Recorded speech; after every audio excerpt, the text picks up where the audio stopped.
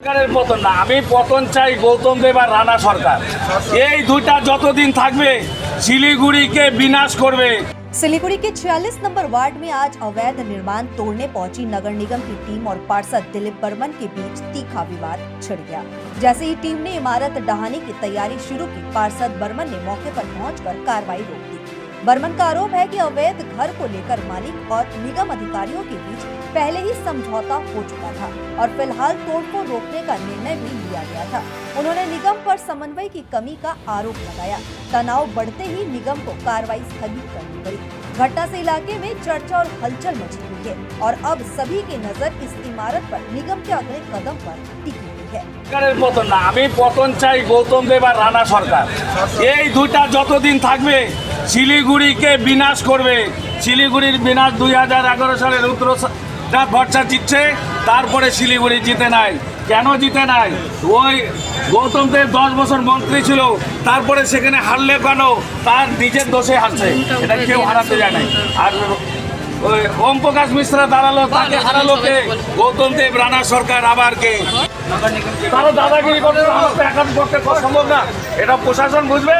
ভাঙতে চাই ভাঙো, কিন্তু কথা বলছি আপনারা যেভাবে করছেন আর গৌতম দেব রানা সরকার যে কাজ করতেছে, এর পরিণাম শিলিগুড়ির মানুষ দিবে।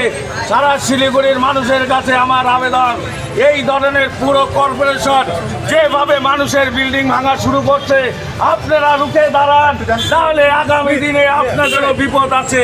আমি পরিষ্কার ভাষায় বলে দিচ্ছি, রুখে দাঁড়ান, না হলে সারা শিলিগুড়ির মানুষকে ভুগতে হবে। এই গৌতম দেব, রানা সরকার, এরা শিলিগুড়িকে বিক্রি করতে আসছে। এই রানা সরকার আর গৌতম দেবকে যতক্ষণ আপনারা না সরাবেন, ততক্ষণ অব্দি এই ধরনের ঘটনা ঘটবে। যার জন্য গৌতম দেব, রানা সরকার যখন যা খুশি তাই করে বেড়াচ্ছে, আর এগুলার ভুক্তভোগী পার্টিকে ভুগতে হচ্ছে। পার্টি অ্যাকশন নেবে, কী করবে? আমি কি পার্টির কর্মচারী নাকি? না পার্টির কামাই খায়, না কোনো দাদাগিরি করে জমি দখল করে পয়সা উঠায় যে আমাকে পার্টির অ্যাকশন নেবে? ন্যায় দিতে তো বলছি আগে, এটা আজকে বলিনি।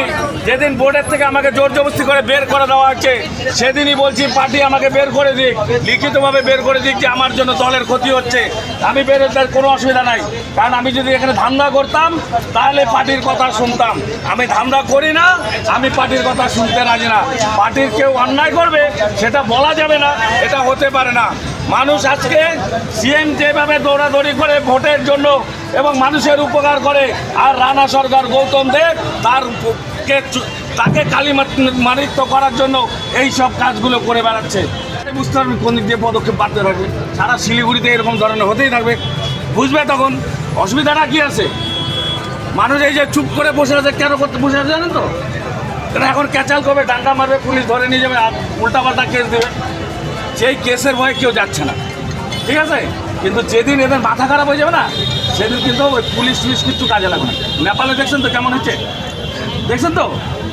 এই ধরনের ঘটনা ঘটতে পারে। তাহলে কি আপনি হুঁশিয়ারি দিচ্ছেন যে শিলিগুড়ি নেপালে পরিণত হয়ে যাবে বলে? এই ধরনের যদি গৌতম দেব, রানা সরকার করে, মানুষের পেটে যদি লাথ মারে, মানুষ পেটকে বাঁচানোর জন্য অনেক কিছু করতে পারে। মানুষ পেটকে বাঁচানোর জন্য অনেক কিছু করতে পারে, এটা আমি বলে দিলাম। মানুষ আজকে নিরীহ মানুষ নিজে কাজকর্ম করে খেটে খায়, কোনো নেতার দৌলতে খায় না, কোনো নেতার সহযোগিতায় তারা চলে না। তাই নেতা যাদেরকে বানাচ্ছে ভোট দিয়ে, তারা যদি আজকে চাবুক ঘোরায়, আগামী 26-এ 27-এ এই চাবুক জনসাধারণ ঘোরাবে। যাচ্ছে, আমাকে যেতে দিচ্ছে না, তাহলে আমি কি করব? আমি কি করতে পারি? আপনারাই বলেন। পুলিশ বাহুবলী লোক পাঠিয়েছেন, ওনারা তো নিজেরা কিছু করতে পারেন না। পুলিশের যা অন্যায় হচ্ছে, গাড়ি ধরে কত টাকা নিচ্ছে, কোন বালু গাড়ি থেকে কত টাকা নিচ্ছে, সেগুলা কি আমরা জানি না? সব জানি, কিন্তু সেটা দিকে নজর নাই কারো।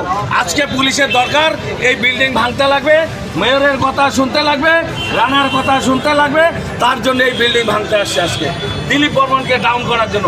এর পরিণাম ভুগতে হবে।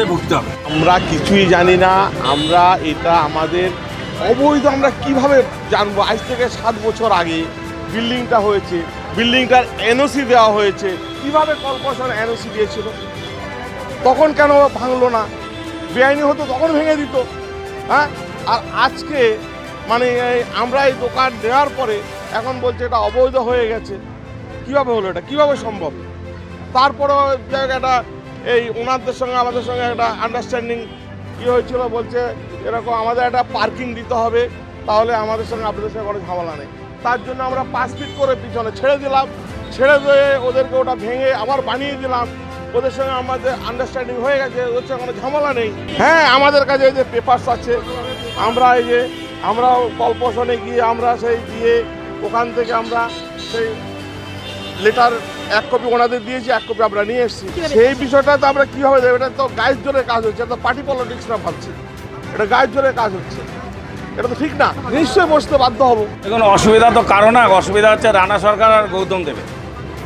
কারণ হচ্ছে তারা আমার সঙ্গে পেরে উঠতে পারছে না, কারণ ওনারা অন্যায় করবে, আমি চুপ করে থাকবো অন্য কাউন্সিলরের মধ্যেও, এটা আমি হবো না। কারণ 47টা কাউন্সিলরের মধ্যে আমি একজন আছি রাজবংশী শিলিগুড়িতে, অন্য কেউ নেই।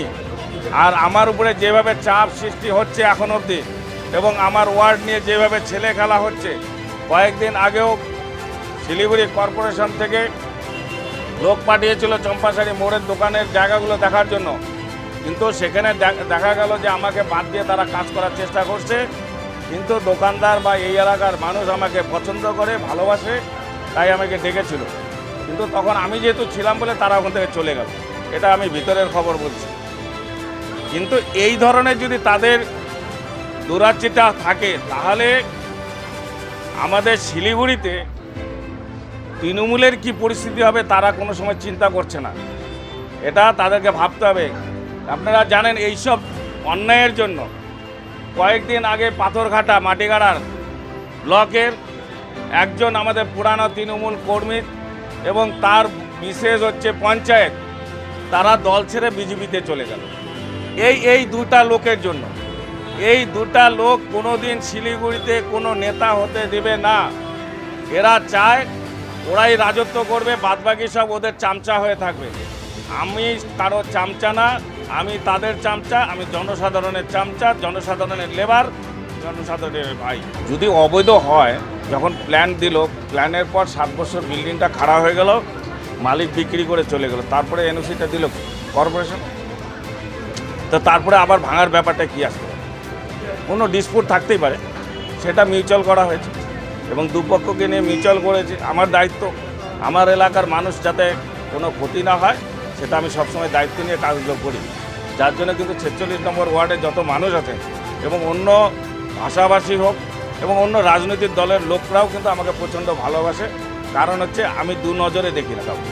তো কাজে যেহেতু আমি এই এলাকার কাউন্সিলর, সবার দায়িত্বটাই আমার, তো কাজেই আমি চেষ্টা করি যে মানুষের মন জোগাতে গেলে মানুষের পাশে থাকতে হবে, কাজ করতে হবে, তাহলেই মানুষ আমার সঙ্গে। গাড়ি যতক্ষণ না ঘুরছে ততক্ষণ তো যাওয়ার প্রশ্নই আসে না, কারণ আমি তো তাদেরকে বুক দিয়েছি, পিঠ দেখাবো, এখন সেটা তো হবে না।